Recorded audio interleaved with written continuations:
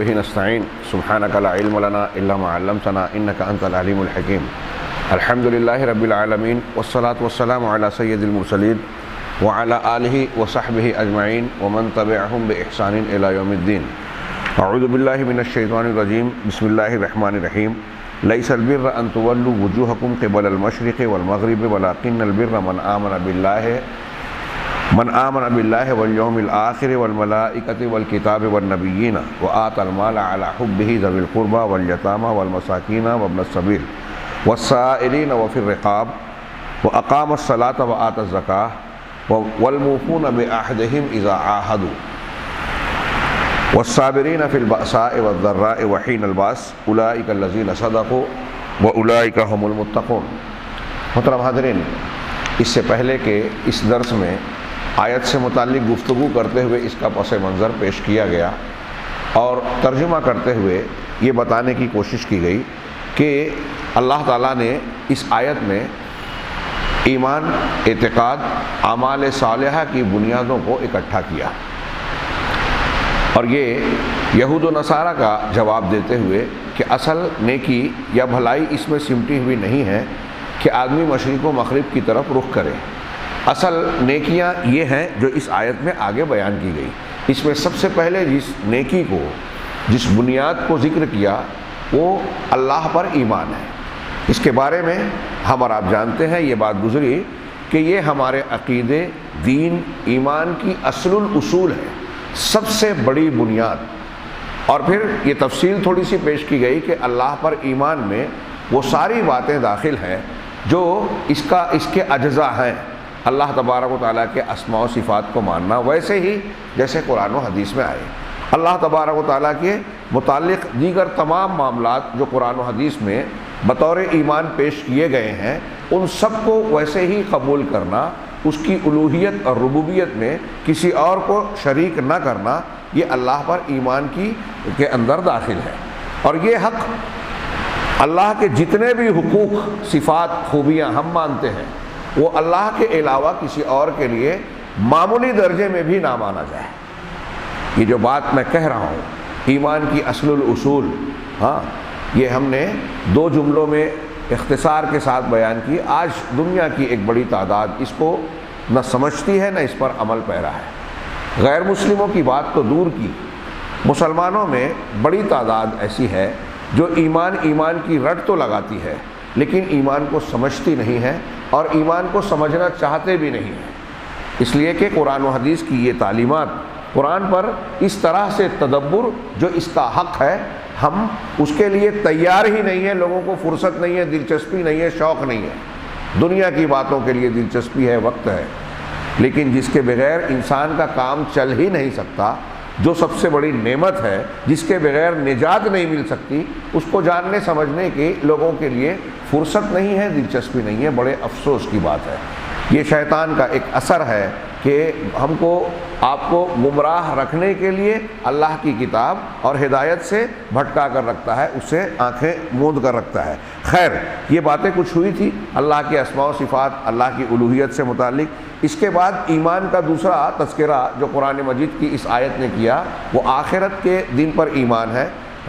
صاحب درس شیخ ربی نے یہ بیان کیا کہ آخرت پر ایمان میں بعث، نشر، حشر، میدان حشر کے اندر جو میزان عمل اور دیگر چیزیں ہیں، جیسے حوض کوثر ہے، عمل کا حساب و کتاب ہونا، اللہ تعالیٰ کے روبرو، اور پھر قرآن و حدیث میں اس سے متعلق جتنی باتیں بیان کی گئی ہیں، نیکیوں اور اہل خیر کے بارے میں، برے لوگوں اور ان کے بارے میں جو کچھ تفصیلات ہیں. پھر اس کے بعد جنت اور جہنم، جنت اور اس میں موجود تمام نعمتیں اور انعامات، اور اس کے برخلاف جہنم اور اس میں موجود تمام عذاب اور ہولناکیاں جو قرآن و حدیث میں بیان کی گئی ہیں، ہم اس کو ویسے ہی مانیں، کسی بھی چیز کے بارے میں شک شبہ، انکار کی روش اختیار نہ کریں. یہ ہے آخرت پر ایمان. اب یہاں انہوں نے ذکر کیا کہ جہنم جسے اللہ نے کافروں کے لیے بنایا، نمبر 1، اور کافروں کے ساتھ ساتھ بدعتیوں کے لیے بھی بنایا. یہاں سے ہماری گفتگو آگے بڑھ رہی ہے کہ کافروں کے ساتھ جہنم میں جانے میں اہل بدعت شریک ہوں گے، چنانچہ وہ جس قدر دین سے ہٹ کر، سنت اور رسول کے طریقے سے ہٹ کر دوسرے، بدعت کیا ہے؟ نبی کے طریقے کے خلاف میں دین کے جیسا کوئی دوسرا طریقہ اختیار کرنا. تو جس قدر اہل بدعت نبی کے طریقے سے ہٹ کر دوسرا طریقہ اختیار کریں گے، اسی کے اعتبار سے جہنم میں جائیں گے، جہنم میں رہیں گے. بہت اہم نقطہ ہے، سمجھ لیجئے. ہمارے یہاں کبھی کبھی یہ بحث چلتی ہے، تو بعض اہل حدیث بھی غلطی کرتے ہیں، دوسرے بھی، کہ امت کے 73 فرقے ہوں گے، سب کے سب اللہ کے رسول نے خود فرمایا سب جہنم میں جائیں گے سوائے ایک کے. تو سب جہنم میں جائیں گے، اس کا مطلب کیا؟ اسے انہوں نے سمجھایا. کہہ رہے ہیں کہ اس بارے میں اللہ کے رسول صلی اللہ علیہ وسلم کی جانب سے بڑی شدید وعید. اگر آپ اور ہم اس حدیث کو بار بار سنتے ہیں، بیان کرتے ہیں، لیکن کوئی معمولی بات ہے کہ ایک طبقہ جنت میں، باقی سارے کے سارے فرقے جہنم میں جائیں گے. سارے فرقے مسلمانوں کے 73 میں سے 72 جہنم میں جائیں گے. چھوٹی بات ہے، یہ شدید وعید اللہ کے نبی صلی اللہ علیہ وسلم سے وارد ہوئی ہے کہ ان هذه الامه ستفترق على 73 ملہ، کہ یہ امت 73 فرقوں میں تقسیم ہوگی. 73 فرقے یہ الگ الگ کیسے ہوں گے، بٹیں گے کیسے؟ یہ اہوا، خواہشات اور بدعات کی بنیاد پر. جو سنت پر قائم ہے وہ جماعت ہے، اللہ کے نبی صلی اللہ علیہ وسلم اور صحابہ کے طریقے پہ ہے. اب جو سنت سے ہٹ کر بدعت، خواہشات اور دین کی دلیلوں سے ہٹ کر بغیر دلیل کے دین کو قبول کر رہا ہے، وہ اس سچے اور سیدھے راستے سے ہٹ کر غلط راستوں کو اختیار کر رہا ہے، بدعت کا راستہ اختیار کر رہا ہے، دوسرے لفظوں میں جہنم کا راستہ اختیار کر رہا ہے. تو کہا یعنی اہل الاہوا کلھا فی النار الا واحدہ. اللہ کے نبی صلی اللہ علیہ وسلم کی مشہور حدیث میں یہ ہے، مجھے نہیں لگتا کہ اس میں کسی مسلک کے ماننے والوں کا اختلاف ہے، سارے علماء مانتے ہیں، سارے مسلمان اس حدیث کو مانتے ہیں. اب غور کیجئے تھوڑی دیر کے لیے، فلاں نے یہ کہا، ڈھما نے یہ کہا، نہیں، آپ خود اپنے دماغ سے پہلے غور کیجئے. 73 فرقے ہیں، نبی صلی اللہ علیہ وسلم کا فرمان ہے کہ 72 جہنم میں جائیں گے، ایک جنت میں.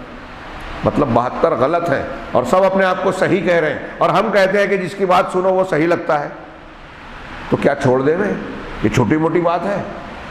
اللہ کے نبی صلی اللہ علیہ وسلم کی زبان مبارک سے صادق و مصدوق نے جو بات بیان کی، کیا وہ ہلکی، چھوٹی یا غلط بات ہو سکتی ہے؟ نہیں. کیا اب سوچئے کہ جب یہ سچی بات ہے تو ہم اور آپ یہ پسند کریں گے کہ ان 72 میں سے ایک میں شامل رہیں جو جہنم میں جانے والے ہیں؟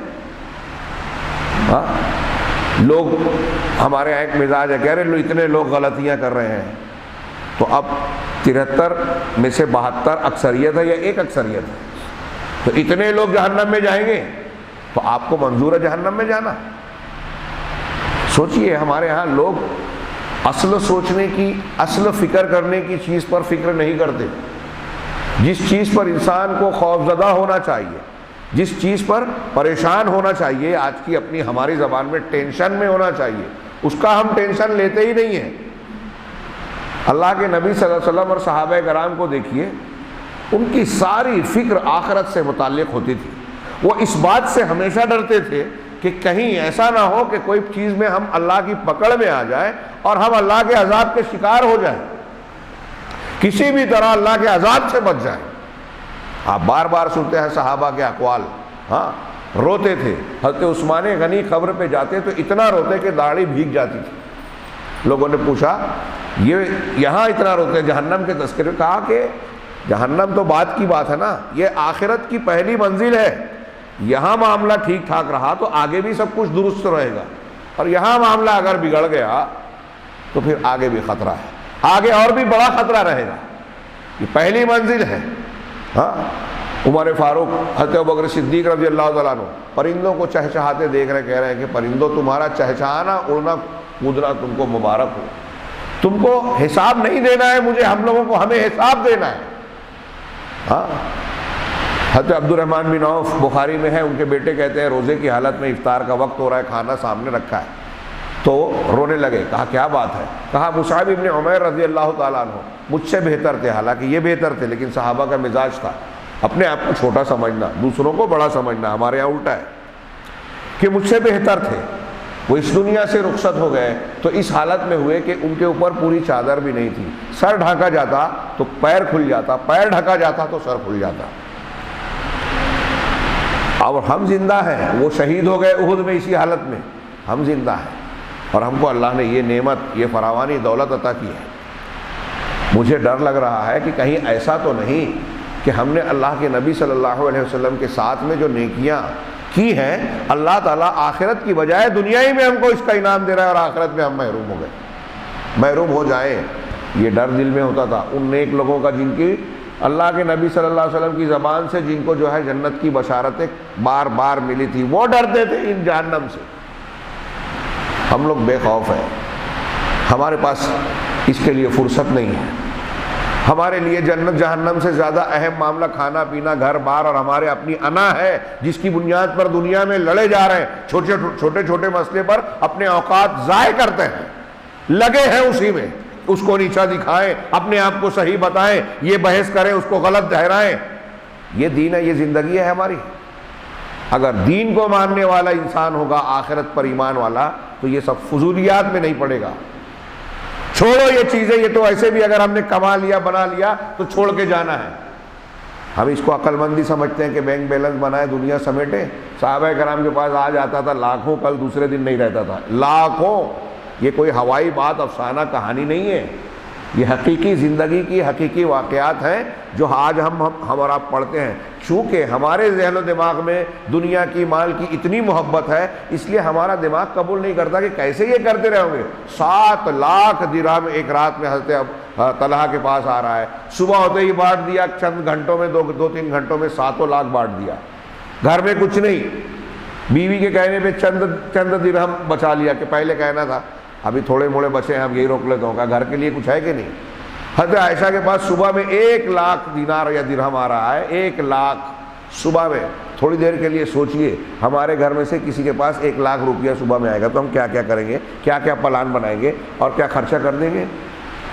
پورا 1 لاکھ خرچہ کر دیا۔ لونڈی نے کہا کہ روزہ افطاری کے لیے 1 دینار 1 درہم تو رکھتی، گوشت لے کے آ جاتی۔ کہا پہلے یاد دلانا تھا نا، اپنی بات یاد ہی نہیں ہے کہ میں روزے سے ہوں، گھر میں ضرورت ہے، اور ہم کو سب اپنا ہی یاد آئے گا، دوسروں کی ضرورت دکھائی نہیں دے گی۔ کتنا فرق ہے۔ یہ فرق کیوں ہے؟ وہ دور اندیش تھے، وہ آخرت دیکھتے تھے، ان کو مانتے تھے۔ دیکھیے وہ چلے گئے، چند سالوں بعد ہم بھی مر جائیں گے، لوگ یاد کریں گے، تو جہاں ہم کو جانا ہے اس کے لیے فکر اور ٹائم ہے ہی نہیں۔ کوئی اللہ کے نبی صلی اللہ علیہ وسلم کی ایک حدیث سے رونگٹے کھڑے ہو جانا چاہیے۔ یہ دین کی بنیاد ہے۔ شیخ محمد بن عبد الوہاب نے سیرت کے مقدمے میں لکھا ہے کہ ایک انسان کو یہ حدیث اور اس کا جو مقتضا ہے، تقاضا ہے، میں اپنے الفاظ میں ان کی بات بیان کر رہا ہوں، ہاں بعض علماء نے لکھا ہے، وہ شیخ محمد بن عبد الوہاب کی کتاب کے مقدمے میں غالباً انہی کا ہے۔ تو انہوں نے لکھا کہ سب سے زیادہ دین کی اہم بنیاد یہ ہے کہ آدمی دین سیکھنے جائے تو پہلے یہ سیکھے۔ بھائی فضیلت پر آپ نے علماء کی تقریر سنی، یہ عمل کرنے لگے، وہ عمل کرنے لگے۔ اگر آپ کی گاڑی ہی صحیح نہیں ہے، آپ جس طریقے منہج مسلک اور دین کو اختیار کیے ہیں، اگر وہ غلط راستے پر جا رہی ہے تو دین کے نام پر بھی آپ جہنم کے راستے پر جا رہے ہیں، کیا فائدہ ہوا؟ اس لیے سب سے اہم مسئلہ یہ ہے دین کا، پہلے تو دین سیکھنا ضروری، پھر دین سیکھنے کے ساتھ یہ سیکھنا ضروری کہ ہم جس دین کو اختیار کر رہے ہیں وہ اللہ کا نازل کیا ہوا جناب محمد رسول اللہ صلی اللہ علیہ وسلم کا بتایا ہوا ہے یا اس میں کچھ گڑبڑ اور ملاوٹ ہے۔ اب یہ بات جب ہم بیان کرتے ہیں تو لوگ سمجھتے ہیں کہ یہ اختلافی مسئلہ ہے، اس میں کیا پڑھنا؟ اگر اختلافی ہے اور اس میں پڑھنا نہیں ہوتا یا اس میں پڑھنا صحیح نہیں ہے تو نبی صلی اللہ علیہ وسلم بیان کرتے کیا؟ تھوڑی دیر کے لیے سوچئے، میری بات چھوڑیے، آپ یہ حدیث مانتے ہیں تو آپ غور کیجئے، اور جن لوگوں تک بات پہنچتی ہے ان سے کہیے کہ اس پر غور کریں۔ بات بظاہر سادی ہے لیکن بہت اہم بات ہے، اسی لیے میں اس کو بیان کر رہا ہوں، تفصیل میں جا رہا ہوں۔ تھوڑی دیر کے لیے سوچئے کہ اگر یہ اختلافی یا غیر ضروری بات ہوتی تو نبی کریم صلی اللہ علیہ وسلم کی یہ حدیث ہے کہ نہیں کہ 73 فرقے ہوں گے، 72 جہنم میں جائیں گے سوائے ایک کے؟ جب آپ نے یہ کہا تو کیا ہم آپ اور آج کے یہ علامہ دانشور بننے والے لوگ یہ کہیں گے کہ جناب محمد رسول اللہ صلی اللہ علیہ وسلم نے اختلافی بات بیان کر دی، غلط کیا، غیر ضروری بات بیان کی؟ نہیں، اس سے ضروری بات ہو ہی نہیں سکتی۔ یہ ہم کو اور آپ کو آگاہ کر دیا ہے، چھپایا نہیں ہے۔ اب ہم اگر توجہ نہیں دیتے تو یہ غلطی ہماری ہے، اللہ اور رسول کی نہیں ہے، کمی نہیں ہے، بتا دیا۔ تو اب ہم آگے بڑھیں۔ یہ شیخ ربیع نے لیس البر ان تولوا کے ضمن میں اصل نیکی اللہ پر ایمان، آخرت پر ایمان، اور آخرت پر ایمان کے ضمن میں یہ بتایا کہ جب ہم اور آپ یہ یقین مانتے ہیں، دنیا کا ہر وہ شخص جو اپنے آپ کو مسلمان کہتا ہے وہ آخرت کو مانتا ہے اور آخرت میں جہنم کو مانتا ہے، اور پھر اللہ کے نبی صلی اللہ علیہ وسلم کی یہ بات مانتا ہے کہ جہنم ہے، انتہائی خوفناک ہولناک عذاب ہے وہاں جس کا ہم تصور نہیں کر سکتے، اور اس امت کے کافر مشرک تو چھوڑیے، ان کے ساتھ ساتھ اس امت کے بدعتی بھی جائیں گے اس جہنم میں، جیسی بدعت ویسا جہنم میں داخلہ۔ یہ اللہ کے رسول کی حدیث 72 ایک کے سوا سب جہنم میں جائیں گے۔ اور پھر ایک حدیث میں ہے قالو من ہیا یا رسول اللہ، کہ یہ کون ہوں گے جو کامیاب ہونے والے، اس جہنم سے بچنے والے ہوں گے اے اللہ کے رسول؟ تو آپ نے فرمایا من کانا علی ما انا علیہ و اصحابی، ایک جملہ، ایک کتاب، بالکل صاف ستھری بات، کوئی ماننا نہیں چاہے، سمجھنا نہیں چاہے تو کوئی کچھ کر نہیں سکتا۔ یہی کہا جائے گا کہ اللہ نے اس کو توفیق سے محروم کر دیا، وہ دنیا کا چالاک اور دانش مند بنے، وہ ہے بے وقوف۔ سمپل جملہ، صاف جملہ، جس میں کوئی ہیچ پیچ، کوئی الجھاؤ نہیں ہے، صاف صاف منہج ہے۔ یہ میں بار بار جملہ کہہ رہا ہوں، پھر سے کہہ رہا ہوں کہ دنیا کے بڑے بڑے علماء، دانشور، تنظیمیں، تحریکیت اور صوفیت اور فلانیت اور دماغیت، معلوم نہیں کیا کیا فرقے ہیں، یہ ایک جملہ نہیں سمجھتے، یہ ایک جملہ نبی پر نہیں سمجھتے۔ جنت میں جانے کی بات سب کرتے ہیں، اور جنت میں جانے کا راستہ، پہچان، جانے والوں کی پہچان کیا بتائی نبی پاک صلی اللہ علیہ وسلم نے؟ نبی کریم صلی اللہ علیہ وسلم کی بات غلط ہو سکتی ہے کیا؟ ہر شخص کی بات رد ہو سکتی ہے، آپ کی نہیں، کیونکہ آپ کی بات منزل من اللہ ہے، اللہ کی طرف سے وحی کا حصہ ہے۔ آپ نے فرمایا من کان علی ما انا علیہ و اصحابی، میں جانتا ہوں کہ آپ نے اس کو بہت بار سنا ہے، لیکن پھر سے غور کیجئے کہ کیوں؟ اس لیے کہ بہت سے لوگ اس کو سمجھتے نہیں ہیں، جاننے کے سننے کے بعد بھی۔ امت کا بہت بڑا طبقہ الگ الگ بدعتوں میں مبتلا ہے، یعنی وہ اس حدیث کو سننے یا اس حدیث کے مقصد کو سمجھنے کے لیے تیار ہی نہیں ہے۔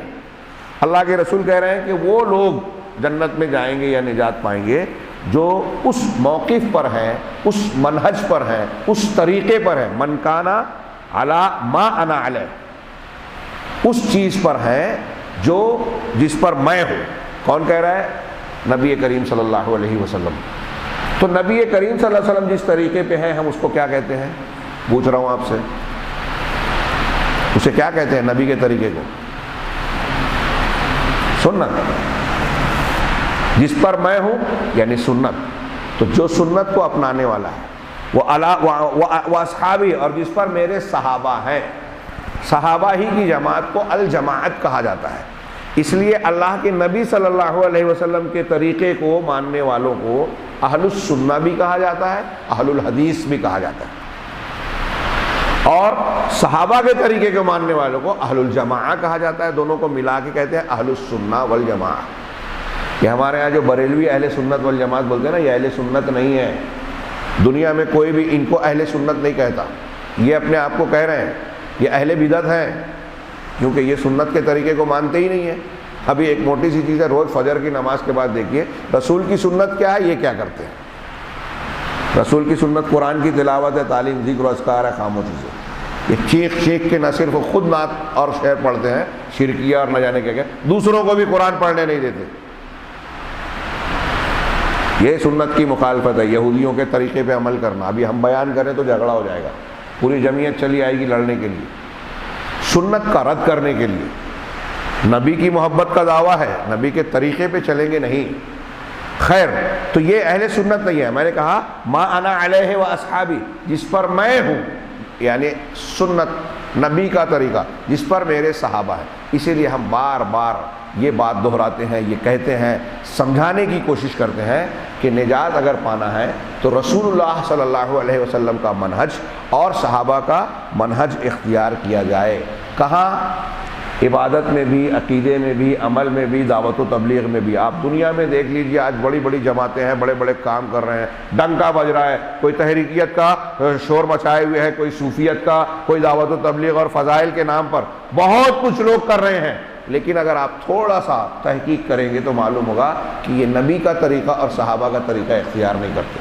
سب سے بڑی بات تو یہی ہے، ابھی جو میں درس دے رہا ہوں یہ ہمارے شیخ ربیع صاحب رمضان کی مجلسوں میں سورہ بقرہ کی جو آیت لے کے لیس البر والی آیت پر جو بیان کیا، آج کی تاریخ میں آپ ہمارے شہر میں چلے جائیں، بہت ساری جگہوں پر یہ درس دیں، عقیدے کی بات بیان کریں تو ہمارے یہاں لوگ چاہے زبان سے نہ بولیں، پیٹھ پیچھے بولیں گے ارے کیا وہی عقیدے کی بات کرتے ہیں۔ اللہ پر ایمان ہے ہمارا، اس کی تفصیل میں کیا جائے؟ اللہ پر ایمان سے زیادہ اہم کوئی دوسرا موضوع اور بحث ہے؟ مسواک پر لمبی بحث کریں، سیدھے کروٹ لیٹنے پر سونے کے آداب، اٹھنے کے آداب، کھانے کے آداب، اس پر گفتگو کریں، یہ زیادہ اہم ہے اللہ پر ایمان سے؟ یہ بھی دین ہے، اس کو ہم غیر اہم نہیں بولتے، لیکن اللہ پر ایمان اصل الاصول ہے، بنیاد ہے، اور یہ بنیاد صحیح نہیں ہے تو آپ کتنے بھی سیدھی کروٹ ہوتے رہیں، آپ سینے پہ قرآن رکھ کے نیند کی حالت میں بھی قرآن کی تلاوت کرتے رہیں، کوئی فائدہ نہیں۔ اللہ پر ایمان نہیں ہے تو یہ لوگ سمجھنے کو تیار ہی نہیں ہے۔ تو دین کے بارے میں ہماری سمجھ ہی الٹ گئی ہے، دلچسپیاں بگڑ گئی ہیں، ترجیحات خراب ہو گئی ہے، جس کو اول نمبر دینا چاہیے اس کو آخری بھی دینے کے لیے تیار نہیں ہے۔ یہ ایمان باللہ اور آخرت پر ایمان کی بحث کو بار بار کرنا چاہیے۔ آپ دیکھیے قرآن مجید میں اس سے زیادہ کوئی چیز کا تذکرہ نہیں ہے، انبیاء کرام کی دعوت میں اس سے زیادہ محنت کسی اور چیز پر نہیں ہوتی تھی، لیکن ہماری دعوت و تبلیغ میں اس کو اگر کسی نے چھیڑا تو کہتے ہیں دیکھو بغیر ضروری ہے، اختلاف کی بات کر رہا ہے نا؟ الٹا معاملہ، گمراہ کر دیا شیطان نے۔ یہ اصل دین سے دور کرنے کا ایک ماحول بنا ہوا ہے۔ اب جو اصل دین پر بات بھی کرتا ہے تو چند لوگوں کے علاوہ کسی کو دلچسپی نہیں ہے، سمجھ نہیں ہے۔ خیر، بات پھر سے پھیل گئی۔ ما کان علیہ و اصحابی، یہ صحیح منہج کی تعلیم ہے۔ اب نبی کریم صلی اللہ علیہ وسلم کے منہج کا ذکر کرنے کے بعد میں کتاب کی بات کو مختصر میں تھوڑا آگے بڑھاؤں۔ الشاہد فی الحدیث، اس حدیث میں شاہد یعنی یہ جو حدیث ہم نے ذکر کی، اس حدیث کا مقصد کیا ہے، یہاں کیا ثابت کرنا مراد ہے کہ یہ سارے فرقے جو 72 ہیں، 73 میں سے 72 ایک کو چھوڑ کر، یہ سارے فرقے جہنم کی وعید سنائے گئے ہیں۔ ان سارے کے ساروں کو دھمکی دی گئی ہے کہ یہ جہنم میں داخل ہوں گے۔ کیوں دھمکی دی گئی ہے؟ اس لیے کہ انہوں نے صحیح منہج، اللہ کے منہج اور طریقے کی مخالفت کی، عقائد میں غلط عقیدہ اختیار کیا، عقائد میں مخالفت کی، عبادات میں مخالفت کی، احکام میں مخالفت کی۔ جملہ اچھی طرح دماغ میں بٹھائیے، یعنی قرآن حدیث کا جو عقیدہ ہے اس سے ہٹ کر دوسرا عقیدہ اختیار کیا، یا قرآن حدیث میں جو عبادات ہیں اس سے ہٹ کر عبادات اختیار کی۔ اگر عبادت ہے بھی تو اس میں طریقہ، اب میں صرف چھوٹی چھوٹی مثال دوں، آپ کو لگے گا چھوٹی بات، یہ آ چکی، جیسے ابھی روزہ ہم ہیں، ہاں ابھی روزہ افطار کریں گے، نبی صلی اللہ علیہ وسلم نے جو دعا بتائی ہے وہ دعا نہیں پڑھیں گے، جو ہندوستان میں یا جو بعد میں لوگوں نے بنا لی ہے وہ پڑھیں گے۔ تراویح، رکعت تراویح کے متعلق دنیا کی بحث کر کے ان کے بڑے بڑے علماء جو کہہ رہے ہیں کہ جو چیز ثابت نہیں ہے اس کو اختیار کیا، تسبیح جو ثابت نہیں ہے بناوٹی ہے اس کو اختیار کیا، ہاں یہ سحری کے لیے نیت ثابت نہیں ہے اس کو اختیار کیا۔ یہ میں آج جو ہم رمضان کے روزے رکھ رہے ہیں اس سے متعلق 2-3 باتوں کی طرف اشارہ کر رہا ہوں کہ عبادت میں اللہ اور رسول کی مخالفت ہے۔ یہ ایسے ہی آپ نماز میں دیکھیں گے، حج میں دیکھیں گے، زکوٰۃ میں دیکھیں گے، تلاوت میں دیکھیں گے، ذکر و اذکار میں دیکھیں گے کہ جو طریقہ اللہ کے نبی نے بتایا اس سے ہٹ کے لوگوں نے نئے نئے طریقے، نئے نئے ذکر ایجاد کر لیے، اجتماعی طور سے بلند آواز سے ذکر کر رہے ہیں۔ صوفیوں کے جو الگ الگ مشائخ اور سلسلے ہیں، ہر سلسلے کی عبادت کا، مراقبے کا اور اللہ کو یاد کرنے کا الگ الگ طریقہ ہے، وہ پیر صاحب بتاتے ہیں اور مرید صاحب اس پر عمل کرتے ہیں، نبی سے نہیں سیکھتے، اور یہ کہہ دیتے ہیں کہ آپ جو پیر صاحب بول رہے ہیں وہ مانو، قال اللہ قال رسول، یہاں خرج دو دماغ سے، جو پیر صاحب کہہ رہے ہیں وہی ماننا ہے، اگر وہ کہہ رہے ہیں کپڑا اتار دو تو اتار دو، پوچھو مت کیوں۔ یہ میں ادھوری بات بول رہا ہوں، یہ کتابوں میں لکھی ہوئی ہے۔ ہاں کہا کہ چونکہ انہوں نے مخالفت کی رسول کی عقیدے میں، عبادات میں، احکامات میں، اس لیے جہنم میں جائیں گے۔ چنانچہ اللہ تبارک و تعالیٰ نے ان کو وعید اور دھمکی سنائی، لأنہم ما تمسکوا، کیوں؟ اس لیے کہ انہوں نے اللہ کی کتاب اور اس کے رسول کی سنت کو مضبوطی سے پکڑا نہیں، اور نہ ہی اللہ تبارک و تعالیٰ کے حکم کی تعمیل کی، اس بارے میں کہ اس رسول کی اتباع کرنی ہے، اللہ کے رسول کی اتباع کرنی ہے، یہ اللہ کا حکم ہے قرآن میں، ایک جگہ نہیں بار بار دیا، اور بالکل کھلے الفاظ میں دیا کہ تمہارے لیے یہ نمونہ ہے، جو یہ دے لے لو، جو جس سے منع کر دے رک جاؤ۔ میرے بھائیو، یہ جو باتیں میں کہہ رہا ہوں نا، ہو سکتا ہے آپ جانتے ہو، لیکن یہ بہت اہم ہے اس سے زیادہ اہم بات دین کی بنیادی بات نہیں ہو سکتی، اس لیے بڑے غور سے اسے سنیں، میں پورا کر دوں۔ والامر بطاعت هذا الرسول، اللہ تعالیٰ کا حکم کہ اس رسول کی اتباع کریں اور اس رسول کے احکامات کی اطاعت کریں، اور قرآن اور اپنے نبی، اللہ کی کتاب اور اپنے نبی، اس کے نبی کی سنت کو مضبوطی سے پکڑ لیں۔ چنانچہ ان بدعتیوں نے ان امور میں ان چیزوں کا التزام نہیں کیا، چنانچہ بہت سارے عقیدوں میں، عبادات میں انہوں نے ان چیزوں کی، قرآن اور حدیث کی مخالفت کی۔ وَكَانُوا مُسْتَحِقِّينَ الْعَذَابِ، اسی وجہ سے وہ عذاب کے مستحق ہو گئے۔ اللہ تبارک و تعالیٰ نے اسی بنیاد پر ان کے اس عذاب کی وعید سنائی، دھمکی دی۔ اور ضروری ہے کہ وَلَا بُدَّ أَن يَدْخُلَ أُنَاسٌ فِي النَّارِ، کہ یہ بات پھر طے شدہ ہے کہ یہ لوگ جو غلط منحرف منہج کو اختیار کرنے والے ہیں یہ جہنم میں جائیں۔ رہا اما غیر الکافر وغیر المشرک، اب یہ کافر، مشرک اور کچھ بدعتیوں کا تذکرہ کیا، ان کے علاوہ جو لوگ ہیں تو کہہ رہے ہیں فَيَدْخُلُوا تحت المشیئہ، تو اب دوسرے گناہ کرنے والے جو لوگ ہیں، کافر مشرک تو جہنم میں جائیں گے اور کبھی نہیں نکلیں گے، اہل بدعت بھی جہنم میں جائیں گے، لیکن ان کی بدعت کے اعتبار سے اللہ کا فیصلہ ہوگا کہ ان کو کتنا جہنم میں رہنا ہے۔ اگر وہ مشرک اور کفر شرک کے درجے کو نہیں پہنچتے ہیں تو اللہ کی مشیت کے تحت ہوں گے۔ یہ آخری بات، یعنی یہ جو تیسرا پہلو ہے یہ ذہن نشین رکھیے، یہ کہہ رہے ہیں کہ فَيَدْخُلُوا تحت المشیئہ، کافر مشرک کے علاوہ جو دوسرے گنہگار لوگ رہیں گے وہ اللہ کی مشیت کے اندر داخل ہوں گے۔ کیوں؟ کہہ رہے ہیں اصحاب الکبائر والذنوب واہل البدع داخلون تحت المشیئہ، کہ کبیرہ گناہ کرنے والے اور دوسرے گناہوں کو ارتکاب کرنے والے اور اہل بدعت، وہ بدعت والے جو شرک اور کفر کے درجے کو نہیں پہنچتی ہیں، یہ اللہ کی مشیت میں داخل ہیں۔ اس بات کو اچھی طرح دماغ میں بٹھائیں، بہت سے لوگ اسے جانتے نہیں ہیں اور اہل سنت والجماعت کی مخالفت اس سلسلے میں خوارج، معتزلہ وغیرہ کرتے ہیں۔ من شاء عذبہ لما یستحق من العذاب، جو دوسرے کفر و شرک کے علاوہ اس سے کم درجے کے جو گناہ والے ہیں، یہ جو کہہ رہے ہیں کہ یہ اللہ کی مشیت کے تحت ہوں گے، ان میں سے اللہ جسے چاہے گا عذاب کا مستحق جو بنا ہے، چاہے گا اسے عذاب دے گا، اور جس کو چاہے گا اس پر اللہ تعالیٰ احسان کر کے معاف کر دے گا اپنے فضل و کرم سے۔ دوسرے گناہ والے کتنے بھی گناہ لے کر آئیں، یا تو اللہ، اگر وہ ایمان والا ہے، اگر ہم ایمان والے ہیں یا جو ایمان والا ہے لیکن کفر اور شرک اکبر نہیں کیا ہے، تو کتنا بھی گناہ لے کر جائے گا اللہ کی مشیت کیا تابع ہوگا۔ اللہ چاہے تو اس کے گناہ کے عوض میں جتنا چاہے گا اس کو جہنم میں عذاب دے گا، اور پھر جہنم سے بعد میں نکال کر جنت میں ڈالے گا، اور اگر اللہ چاہے تو جہنم میں ڈالے بغیر اپنے فضل و کرم سے، اپنی نعمت سے اسے معاف کر کے جنت کا مستحق بنا دے گا۔ یہ دونوں شکلیں ہیں، یہ ہمارے عقیدے کی بنیادوں میں شامل ہے جس سے بہت سارے اہل بدعت اختلاف کرتے ہیں، اور یہ عقیدے کی بنیاد قرآن حدیث کی بہت سی دلیلوں سے ثابت ہے۔ اہل سنت والجماعت اور دوسرے لوگوں میں اس کا اختلاف ہے، اور یہ اہل سنت والجماعت میں چاروں امام اور دیگر تمام محدثین داخل ہیں۔ کہا کہ جس کو اللہ چاہے گا معاف کر دے گا اور جہنم میں داخل نہیں کرے گا۔ لیکن الکفر والشرک، لیکن کفر اور شرک کی جہاں تک بات ہے تو اللہ تعالیٰ نے اس کے بارے میں صاف صاف کہا ہے کہ ان اللہ لا یغفر ان یشرک بہ ویغفر ما دون ذلک لمن یشاء، اللہ اس کو معاف نہیں کرے گا کہ اس کے ساتھ شرک کیا جائے، اور اسے اس کے علاوہ جسے چاہے گا بخش دے گا، معاف کرے گا۔ تو شرک اکبر، کفر اکبر کبھی معاف نہیں ہوگا۔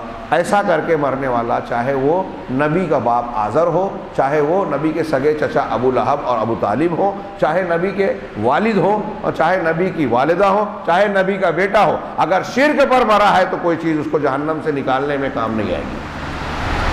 شرک اکبر، کفر اکبر۔ اس لیے دنیا میں ہم کو اور آپ کو جس چیز سے سب سے زیادہ ڈرنا چاہیے شرک اکبر اور کفر اکبر ہے، کیونکہ اس پر مر جانے والے کے سارے عمل برباد، اس پر مر جانے والا کبھی جہنم سے نہیں نکلے گا۔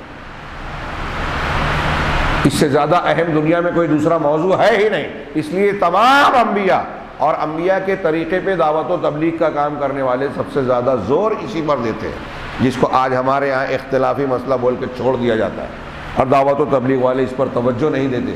20 سال دین کا کام کر رہے ہیں اور شرک کا معلوم ہی نہیں۔ کون سے دین کا کام کر رہے ہو آپ؟ نبی والا تو نہیں کر رہے ہیں۔ دیکھیے آگے اللہ تعالیٰ یہ صاحب کتاب کر رہے ہیں، کیونکہ شرک اور کفر یہ دو ایسے گناہ ہیں جن کی بخشش نہیں ہوگی، معافی نہیں ہوگی۔ رہے دوسرے معاصی اور کبیرہ گناہ تو خوارج کے برخلاف، خارجی ایک گروہ گزرا ہے۔ اب آپ اور ہم کہیں گے کہ خارجی تو ہے، نہیں ہے، آج بھی خارجی اسلام سے اس مسلک کے ماننے والے عمان وغیرہ بعض مسلم ممالک میں ہیں، اور ہمارے درمیان میں اسلام سے لوگ نہیں ہیں، لیکن ان کے کام اور مسلک کے ماننے والے، ان کے اصولوں پر چلنے والے کچھ لوگ ہیں۔ جیسے یہ تحریکی ہمارے یہاں جماعت اسلامی جس کا چربا نظر آتا ہے، یہ لوگ گناہ کبیرہ کا ارتکاب کرنے پر فتویٰ دے دیتے ہیں کہ یہ کافر ہو گیا، جیسے خارجیوں نے حضرت علی کو کافر کہہ دیا اور ان کو شہید کر دیا۔ چھوٹی موٹی بات نہیں ہے، بہت بڑی گمراہی ہے۔ اور ہمارے نوجوانوں میں آج کل جو تحریکیت کے اثرات، جوش جذبے کی بات، جہاد کی بات جو لوگ کرنے آتے ہیں نا، ان کے اندر آپ کو خارجیت کے جراثیم نظر آئیں گے۔ ہم لوگ جب اخوانیت اور تحریکیت پر آج کل کئی پروگرام کیے، اور ہمارے چینل پہ کچھ خطابات دکتور اجمل وغیرہ کے، میری کچھ تقریریں موجود ہیں، ہاں عربوں کی بہت ساری کتابیں ہیں، یہ ان آج کے لوگوں کو جدید خوارج کہتے ہیں جو مسلمانوں کو کافر قرار دیتے ہیں۔ ان لوگوں نے کتنے مسلمانوں کو کافر قرار دے کے کہا کہ اس کو گولی مار دینا چاہیے، بعض مسلم منسٹروں اور حکام کو گولی مار دی۔ جیسے ان خارجیوں نے حضرت علی، حضرت امیر معاویہ، حضرت مغیرہ بن شعبہ رضی اللہ عنہ اور بہت سارے صحابہ کو کافر کہا، ایسے آج کے یہ خارجی جو جدید دور کے ہیں، یہ مسلمان حکام کو، ان کا ساتھ دینے والے علماء کو کافر قرار دیتے ہیں اور کہتے ہیں گولی مار دو کسی کو بھی۔ پہلی بات تو یہ طریقہ صحیح نہیں، دوسرا یہ کہ اگر کسی کو کافر قرار دینا ہے تو اس کا وہ پروسیجر ہے جو اسلامی عدالت میں ہوگا۔ تیسری بات، اگر ثابت بھی ہو جائے تو سزا دینا عوام کا کام نہیں ہے، ہمارا آپ کا کام نہیں ہے، کس کا کام ہے؟ سزا دینا حکومت کا، قاضی کا اور عدالت کا کام ہے۔ تو کہا خوارج کے برخلاف، اب خوارج کا تھوڑا سا تعارف انہوں نے کیا کہ اور جو لوگ خوارج کے طریقے پر چلے، خوارج کے طریقے پر اس مسلک میں چلنے والے معتزلہ بھی ہیں، بعض اعتبار سے رافضی بھی ہیں۔ کہا ان مرتکب الکبیرۃ کافرون، وہ یہ کہتے ہیں کہ جس شخص نے کبیرہ گناہ کا ارتکاب کیا وہ کافر ہو گیا۔ ایک آدمی نے مثال کے طور پہ زنا کیا، میں ایک مثال دے رہا ہوں، تو خارجیوں کے اعتبار سے گناہ کبیرہ اگر اس نے کر لیا ہے اب تو اسلام سے باہر ہو گیا۔ جھوٹ بولا، جھوٹ بولنا بھی گناہ کبیرہ ہے، تو خارجیوں کے مطابق وہ اسلام سے باہر کافر ہو جائے گا۔ ہمارے یہاں مولانا مودودی صاحب نے فتویٰ دیا کہ جو شخص ووٹ دے گا ہندوستان میں وہ کافر ہو جائے گا۔ کیوں؟ اس لیے کہ ووٹ دے کر وہ پارلیمنٹ اور اسمبلی کے ممبر کو قانون بنانے کا حق دے رہا ہے، جبکہ قانون بنانے والا صرف اللہ ہے۔ بات صحیح ہے کہ قانون بنانے والا اصل شارع اللہ ہے، اور اللہ کی طرح کسی اور کو آپ اور ہم یا کوئی قانون بنانے والا مانے گا تو کافر ہو جائے گا، یہ بات صحیح ہے۔ لیکن شیخ مولانا مودودی صاحب کو بات فٹ کر رہے ہیں کہ آپ اور ہم اگر پارلیمنٹ میں یا اسمبلی کے الیکشن میں ووٹ دیتے ہیں تو ہم یہ مانتے ہیں کہ یہ اسمبلی میں جو ممبر ہم بھیج رہے ہیں اس کو ہم ایسا ہی حق دے رہے ہیں قانون بنانے کا جیسا اللہ کا ہے، اس کو ہم قانون ساز مانتے ہیں، یا اس کے بنائے ہوئے قانون کو ضروری مانتے ہیں کہ نہیں وہ جو قانون منع کر دیا وہ حرام ہو گیا جیسے اللہ نے حرام کیا ہے، ایسا مانتے ہیں کہ ہم لوگ؟ کوئی مسلمان جو دین سے دور ہے وہ بھی مانتا ہے کہ ان ممبران پارلیمنٹ اور ممبران اسمبلی کو اللہ اور رسول کی طرح کوئی مانتا ہے؟ سوال ہی نہیں۔ تو یہ فتویٰ وہاں فٹ نہیں ہوتا، لیکن انہوں نے فتویٰ دیا، یہی خارجیت کے اثرات ہیں، جراثیم ہیں۔ اب آج مولانا مودودی صاحب کے اس فتوے کو جماعت اسلامی پہلے قبول کر کے ایک لمحے ایک عرصے تک قائم رہی، اور آج اسی جماعت اسلامی نے سیاسی پارٹی بنا کے ہندوستان میں الیکشن لڑنا شروع کر دیا۔ اب وہ الیکشن لڑ رہی ہے، یہ میں نام لے کے اتنا کھلا کہہ رہا ہوں، میری یہ بات جب ان تک پہنچتی ہے یا پہنچے گی بہت برا لگتا ہے، ان کو برا لگے گا، ناراض ہوں گے، لیکن میں ان سے گزارش کروں کہ ناراض نہ ہو، غور کریں کہ آپ نے پہلے کیا کہا تھا، اب کیا کہہ رہے ہیں۔ کیا شرک اور ایمان والی چیزوں میں بھی تبدیلی ہوتی ہے کیا؟ کہ 30-40 سال پہلے وہ شرک تھا اور 30-40 سال بعد وہ شرک نہیں رہ گیا؟ آپ کے دین کے اصول ضابطے کیا ہیں؟ قرآن حدیث کی بنیاد پر، صحابہ کے منہج پر دین کو سمجھیے، اور یہ ایمان کی بنیاد ہی آپ نے نہیں سمجھی ہے، اسی لیے یہ غلطی کر رہے ہیں۔ آپ کے اندر کہیں خارجیت آ جاتی ہے، کہیں صوفیت آ جاتی ہے، کہیں دوسری گمراہیاں آ جاتی ہیں، کہیں انکار حدیث کے جراثیم آپ کے ان لوگوں میں نظر آئیں گے کہ صحیح حدیثوں کو رد کر دیں گے۔ عقل میں نہیں آتی، مولانا مودودی کی سمجھ میں نہیں آئی تو ان کی بھی سمجھ میں نہیں آتی، ان کی سمجھ میں آ گئی تو ان کی سمجھ میں بھی آ جاتی۔ یورپ والے اعتراض کرتے ہیں تو ان کو کیا جواب دیں گے؟ ان کو جواب نہیں دے پا رہے تو حدیث رد کر دیں۔ کیا آپ نے ٹھیکہ لیا جواب دینے کا؟ اللہ نے بہت سارے اہل علم کو پیدا کیا ہے، جو سچ ہے جو حق ہے اس پر دنیا کا کوئی کتنا بڑا بھی اعتراض کرے گا اللہ کھڑا کر دے گا ایسے علماء کو جو ان کا دانت کھٹا کر دیں گے اور حق کا دفاع کر کے صحیح جواب دیں گے۔ چنانچہ بات کو میں سمیٹ رہا ہوں کہ کبیرہ گناہ کا ارتکاب کرنے والے کو یہ لوگ کافر کہتے ہیں، خارجی۔ ہاں، وَأَنَّهُمْ فِي النَّارِ خَالِدٌ وَمُخَلَّدٌ فِيهَا، اور یہ بھی خارجی مانتے ہیں کہ جو شخص کبیرہ گناہ کر کے مر گیا توبہ کیے بغیر، تو کبیرہ گناہ کی وجہ سے وہ جہنم میں اگر چلا گیا تو کبھی جہنم سے نہیں نکلے گا۔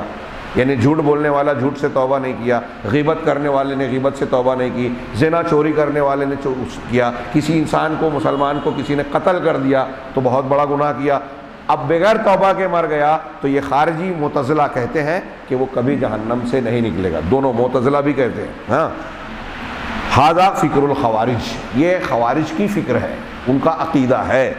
وَيُقَابِلُهُمْ غُلَاةُ الْمُرْجِئَہ، خوارج کی اس فکر کے بالکل مقابلے میں غلاۃ مرجیہ ہے۔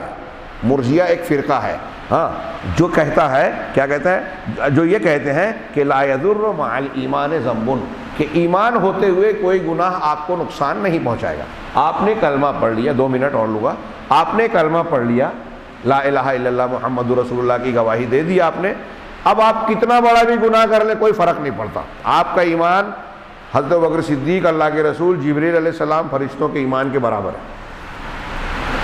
دیکھ رہے ہیں آپ، یہ 2 گمراہ لوگ، ایک خارجی ہے ایک مرجی ہے۔ خارجیہ کیا کہہ رہے ہیں کہ کبیرہ گناہ کیا تو اسلام سے باہر ہو گئے، ہمیشہ جہنم میں رہیں گے۔ مرجیہ کیا کہہ رہے ہیں کہ ایمان آپ لے آئے، دل کی تصدیق ہے، زبان سے اقرار کر لیا، اس میں بھی تھوڑا سا الگ الگ گروپ ہے مرجیہ میں، دل کی تصدیق ہے، اب آپ کوئی بھی گناہ کریں آپ کو کوئی نقصان نہیں۔ انہوں نے عمل کو ایمان سے باہر نکال دیا، اور ہمارے یہاں جو حنفی مسلک کے ماننے والے ہیں وہ اس معاملے میں مرجیہ کے ساتھ ہیں بعض جزیہ میں۔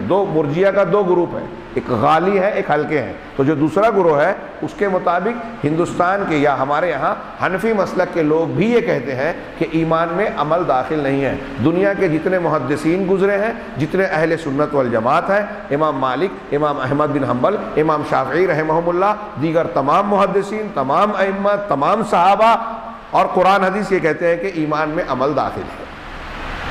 پھر احناف میں کچھ لوگ ایسے بھی ہیں جو اس کی کچھ تعویل کرتے ہیں کہ یہ لفظی اختلاف ہے، حقیقت میں ہم بھی یہی مانتے ہیں۔ انڈا ہے، انڈا اتنا سا رہتا ہے تو وہ جب زردی نکالتے ہیں تو اتنا رہتا ہے، لیکن جب تیل میں ڈالتے ہیں تو پھیل جاتا ہے، تو ہم بولتے ہیں کہ انڈا بڑا ہو گیا، لیکن انڈا تو اتنا ہی رہتا ہے جتنا پہلے تھا۔ تو ایسے ایمان ہے کہ ایک طریقے سے بڑھ گیا، ایک طریقے سے اتنا کا اتنا ہی ہے، تو لفظی اختلاف ہے، لیکن ان کی یہ بات صحیح نہیں ہے، غلط تعویل ہے۔ قرآن حدیث نے کہا ہے ایمان بڑھتا ہے، ایمان گھٹتا ہے، اور اللہ کے رسول صلی اللہ علیہ وسلم کی بہت ساری حدیثیں بھی اس پر دلالت کرتی ہیں۔ تو بہرحال ایک طرف خارجی ہے جو کبیرہ گناہ کے مرتکبین کو اسلام سے خارج قرار دیتے ہیں، دوسری طرف ان کے بالکل خلاف میں مرجیہ ہیں جو یہ کہتے ہیں کہ ایک ایمان لانے کے بعد کوئی گناہ نقصان نہیں پہنچا۔ آپ اور ہم، میں پھر سے یاد دلاؤں کہ خارجی اور مرجی کا لفظ سن کے ہم کو لگتا ہے کہ یہ لوگ تو آج ہمارے پاس ہمارے درمیان میں ہے نہیں، نام نہ ہو نہ صحیح، لیکن یہ فکر ان کی موجود ہے۔ بہت سے لوگ ایسا سمجھتے ہیں، مانتے ہیں۔ آج کتنے مسلمان ہیں روزہ نہیں رکھ رہے ہیں، نماز نہیں پڑھ رہے ہیں، نیکیاں نہیں کر رہے ہیں، اور سمجھتے ہیں کہ ہم جنت میں جائیں گے۔ یہ ارجا ہی تو ہے، یہ مرجیہ ہی کی تو فکر ہے کہ ہم نے کلمہ پڑھ لیا، مسلمان گھر میں پیدا ہو گئے، اب کچھ فرق نہیں پڑتا، کوئی بھی گناہ کر لے۔ ہاں، چنانچہ یہ لوگ ایسا کرتے ہیں، اللہ ان کا برا کرے۔ فَيَسْقُطُونَ الْأَوَامِرَ وَالنَّوَاهِ، یہ اوامر اور نواہی کو ساقط قرار دے دیتے ہیں کہ ایمان والے ہیں، اب دین پر عمل کرنے کی کوئی ضرورت نہیں۔ لیکن مومن لابد ان یکون علی الصراط المستقیم، ضروری ہے کہ مسلمان صراط مستقیم پر ہو۔ ہاں، کون سی صراط مستقیم؟ جو اللہ نے کہا وَأَنَّ هَذَا صِرَاطِي مُسْتَقِيمًا فَاتَّبِعُوهُ، یہ میرا سیدھا راستہ ہے، ہاں، اس کو فَاتَّبِعُوهُ، اس کی اتباع کرو۔ اب اللہ تعالیٰ کہہ رہا ہے کہ اس راستے پر چلو، ہم کہتے ہیں کہ اس پہ چلے کہ اس پہ چلے، کیا فرق پڑتا ہے؟ بات ایک ہی ہوگی کیا؟ یہ مذاق ہے؟ اللہ کی بات سرسری ہے، آپ غیر سنجیدگی سے لیں گے اسے؟ اللہ حکم دے رہا ہے ہماری اور آپ کی بھلائی کے لیے، یہ میرا سیدھا راستہ ہے، اسی کی اتباع کرو۔ وَلَا تَتَّبِعُوا السُّبُلَ، دوسرے راستوں کی پیروی نہ کرو۔ اور ہم دوسرے راستوں پر چلنا چاہتے ہیں اور کہتے ہیں کوئی فرق نہیں پڑتا، فتفرق بکم عن سبیل، اگر دوسرے راستوں پہ چلو گے تو وہ راستے تم کو اللہ کے راستے سے ہٹا دیں گے۔ ان الذین، دوسری آیت ہے ان الذین فرقوا دینہم وکانوا شیعا لست منہم فی شیء، دونوں سورہ انعام کی آیت ہے کہ جن لوگوں نے اپنے دین کو فرقوں میں بانٹ دیا، ہاں، وکانوا شیعا، اور وہ گروہ گروہ میں تقسیم ہو گئے، لست منہم فی شیء، یقیناً آپ کا ان سے کوئی تعلق نہیں ہے، وہ فرقے بن گئے۔ تو یہ شیخ ربیع کہہ رہے ہیں کہ یہ جو اس آیت میں کہا گیا کہ ان لوگوں نے اپنے دین کو فرقوں میں بانٹا، اس سے کون لوگ مراد ہیں؟ تو ماضی میں اس سے جو ہے یہود و نصارہ مراد ہیں، اور آج کے زمانے میں اس سے اہل بدعت مراد ہیں، کہ الذین فرقوا دینہم سے مراد اہل بدعت ہیں، اور ان کی تفسیر یہود اور نصارہ سے بھی کی گئی ہے، لیکن آیت میں یہ جو بیان کیا گیا ہے ان دونوں قسموں کو شامل ہے، یعنی یہود اور نصارہ میں جو کافر ہیں، کفار لوگ ہیں، وہ بھی اس میں شامل ہے کہ انہوں نے دین کو ٹکڑے کیے اور جہنم میں جائیں گے، اور اس امت میں جو اہل بدعت ہیں جنہوں نے دین کو ٹکڑے ٹکڑے کر دیے وہ بھی داخل ہیں، یعنی وہ بھی جہنم میں جائیں گے۔ اللہ تبارک و تعالیٰ نے کہا وَأَقِیمُوا الصَّلَاةَ وَلَا تَكُونُوا مِنَ الْمُشْرِكِينَ مِنَ الَّذِينَ فَرَّقُوا دِينَهُمْ، دین کو قائم کرو اور مشرکین میں سے نہ بن جاؤ، اور ان لوگوں میں سے، مشرکین کون؟ ان لوگوں میں سے جنہوں نے اپنے دین کو ٹکڑے ٹکڑے کر دیا، فرقے فرقے میں بانٹ دیا، وَكَانُوا شِيَعًا، اور وہ الگ الگ گروہ بن گئے، كُلُّ حِزْبٍ بِمَا لَدَيْهِمْ فَرِحُونَ، ہر گروہ ہر فرقہ اپنے پاس جو ہے اسی میں مگن ہے، خوش ہے کہ میں صحیح ہوں، میں سچا ہوں، ہر فرقہ خوش ہے۔ ہاں، وَهَذَا وَاقِعٌ فِي هَذِهِ الْأُمَّةِ، یہ چیز اس امت میں بھی واقع ہے، انتہائی افسوس کی بات ہے، جبکہ اللہ کی کتاب واضح ہے، اس کی آیتیں واضح ہے، روشن ہے، قرآن کی آیتیں ہم کو حق کا راستہ بتا رہی ہیں، صراط مستقیم بتا رہی ہیں۔ نبی کریم صلی اللہ علیہ وسلم کا فرمان ہے کہ میں نے تم کو روشن شاہراہ پر چھوڑا، ترکتکم علی البیضاء، کھلی صاف ستھری شفاف راستے پر، شاہراہ پر میں نے تمہیں چھوڑا ہے، لیلھا کا نہارھا، اس کی رات بھی دن کی طرح ہے، یعنی رات میں بھی اتنا اندھیرا نہیں ہے کہ آپ راستہ بھٹک جائیں، دین کی طرح ہے، لا یزیغ عنہا الا ہالک، اس راستے سے بھٹکے گا وہی جو ہلاک ہونے والا ہے۔ بس ہم پر لازم ہے کہ ہم اللہ کی کتاب اور رسول اللہ صلی اللہ علیہ وسلم کی سنت کو مضبوط پکڑیں، عقیدے میں بھی، عبادات میں بھی، اور سارے اعمال میں بھی، وفی سائر المیادین، اور ان سارے زندگی کے میدانوں میں جن کو اللہ تبارک و تعالیٰ نے بتایا ہے، مشروع کیا ہے۔ چنانچہ ہم اللہ کے اور رسول کے احکامات کو انجام دیں اور جن چیزوں سے منع کیا ہے اس سے بچیں، تبھی ہم آخرت پر ایمان لانے والے اور اس کے تقاضے کو پورا کرتے ہوئے اپنے آپ کو جہنم سے بچانے والے ہوں گے۔ قرآن کی آیت کا اگلا حصہ انہوں نے بیان کیا، اقامت الصلاۃ سے شروع کیا کہ یہاں ایمانیات بیان کی، اور پھر ارکان اسلام بیان کیے، اور پھر حدیث جبریل کا ذکر کیا۔ انشاءاللہ کل کے درس میں ہم اس کا تذکرہ کریں گے۔ اللہ تعالی ہمیں صحیح ہدایت کو سمجھنے اور قبول کرنے کی توفیق دے۔ وآخر دعوانا ان الحمد للہ رب العالمین، والسلام علی نبینا محمد۔